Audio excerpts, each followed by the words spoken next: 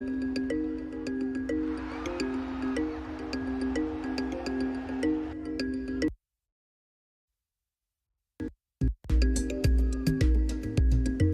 feel much better. In fact, I'm overwhelmed with the performance I put up today. Actually, I went into the game with a sound mind. I didn't went into the game because of somebody. I went there because I know what I want. And I wanted the gold and I knew I was going for it. And I did it.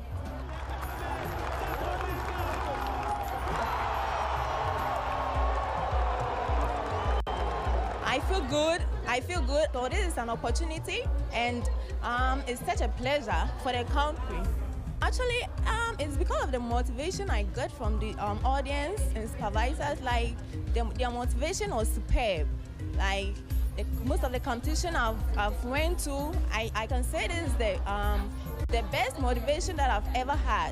When your name is called, you just go and stand there and go straight to jump. No, think about what you are going to do when you are jumping.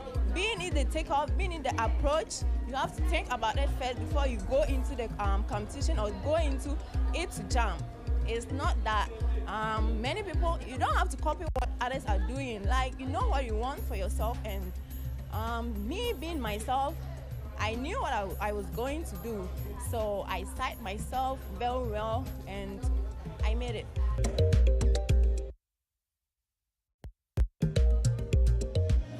So that is Rosia Bois Sumenin winning gold in the high jump. She was one of those who got the crowd roaring throughout the time. It wasn't only about Ghanaians, but everybody who was here, all of Africa, the Nigerians, people from Benin, Egypt, everybody was applauding her for her efforts. Well, am I right to say rose to the occasion? Ah, perfect. She did that, perfect. Know, and if you follow her career from Kumasi, High, from University of Cape Coast, she's now the 2 times African Games champion, defending her title that she won in Rabat, Morocco, and she did that yesterday. And a lot of the times when other countries were mounting on the podium, you could hear the national anthems. A lot of the Ghanaians in the crowd were asking, when are we going to hear the sound of the Ghana national anthem?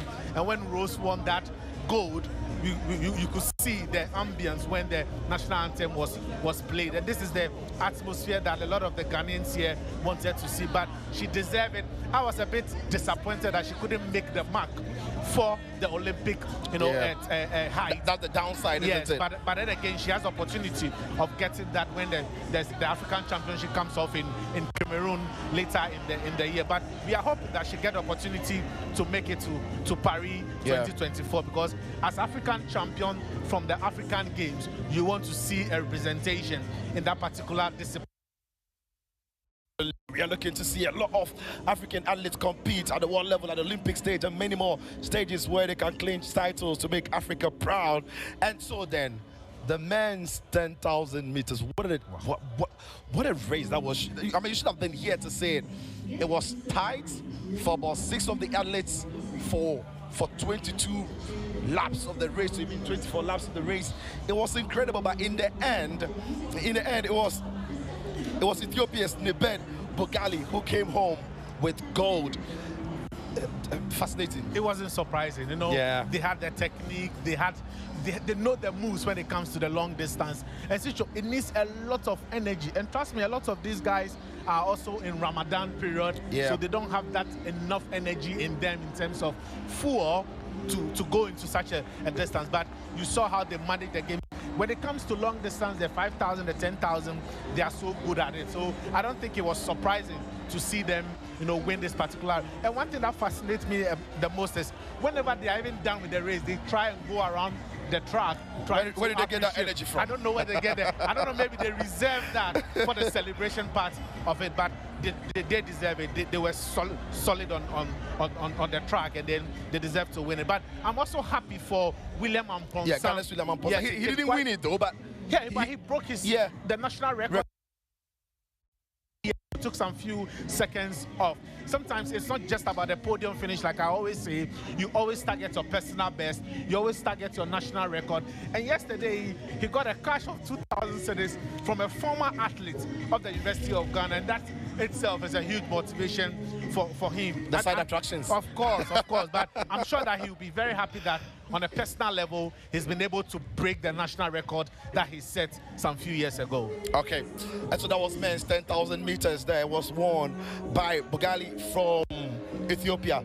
Then in the 100 meters, women, again, a very close race, one that brought so much excitement and noise into this stadium.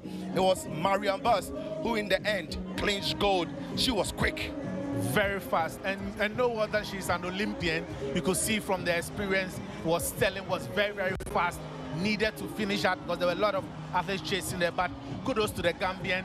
She did quite well, started it, was off the tracks as early as possible, and that was a powerful finish to that short distance. Yeah. And she deserved it. And no like, wonder she is an Olympian. Absolutely. So I like the fact that it wasn't the most comfortable, races for her. It was still close. She had to keep breaking stride to finish it. And that is the reason why she needed to have a very quick start of the tracks, and that is exactly what she did. And then the ending, she also needed a lot of power. She fights well by finishing in 11.36 seconds. Yeah, all right, so that is how it all finished in the finals of the women's 100 meters.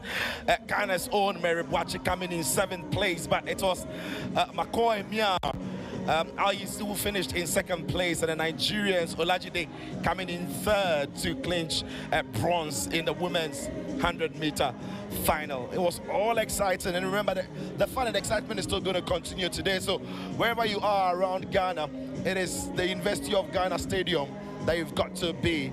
Anyway, then the men also took to the tracks to show what they had. Again, there was so much expectation on Ghana's Benjamin Aksamati. It wasn't to be, but in the end, it was Cameroonian man Eseme who also came in as one of those favorites. Looking at his time from the heats through to the semis, looked like it was falling in place for him. Of course. He was basically the best, 100-meter runner among the lots here. From the heats to the semis, you could see that he really wanted it, and he had the fastest time from the heats to the semis and then in the final, and that was a very good race from him. He was the favorite to win it, and he never disappointed. But there was also a quick start from the Nigerian where you thought that he could give the Cameroonian hard run for the title, but then again he shows the power, the pace, the quick. Evidently he won it because he's been the best among the lot from the hits straight to the semis, and then the final he won it. And that was a very good finish from him. Powerful run there by Emmanuel Eseme. Alogboy did the 10.14, coming in 2nd place. Nigeria clinching silver, and of course it's Namibia's Gilbert Yangwa. Yanuka, who finished in 3rd place, of course, then. But Benjamin Aksamati, Ghana's Aksamati, needs talking about because he came into the competition as one of the favorites in front of his home crowd, but he just failed to deliver the moments that the crowd was urging for throughout the time. Well, it's just sometimes when you have to perform in front of your home fans, in front of a place that you've had your educational career, where you started training as an athlete, there's a lot of pressure. But aside that, you could also see from the hits and the semi that he wasn't in the right frame of mind. I don't know if it has to do with injury or psychologically, but then again, I'm sure we saw that in the 4x4 100 hurdles where he had to regain his energy and his psyche to go and help Ghana finish that race. But I wasn't convinced right from the heat to the semi-final with the push that I saw from Aksamati. But then again, he said